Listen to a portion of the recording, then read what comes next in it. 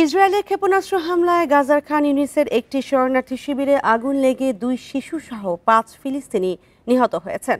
আহত 32 জনকে হাসপাতালে চিকিৎসা দেওয়া হয়েছে বলে জানান গাজার আল খুয়েতি হাসপাতালের চিকিৎসকেরা। উদ্ধারকর্মীরা সংবাদ মাধ্যম বিবিসিকে জানান তারা আল নাজাত ক্যাম্প থেকে মৃতদেহগুলো উদ্ধার করেছেন।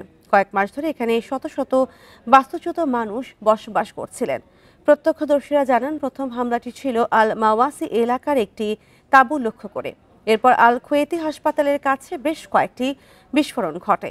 ইসরায়েলি সেনাবাহিনী জানিয়েছে তাদের হামলার লক্ষ্য ছিল একজন হামাস সন্ত্রাসী। তাদের দাবি এর আগে বুধবার রাফা এলাকায় ইসরায়েলি সেনাদের ওপর হামলায় 5 সেনা আহত হওয়ায় এই আক্রমণ চালানো হয়েছে।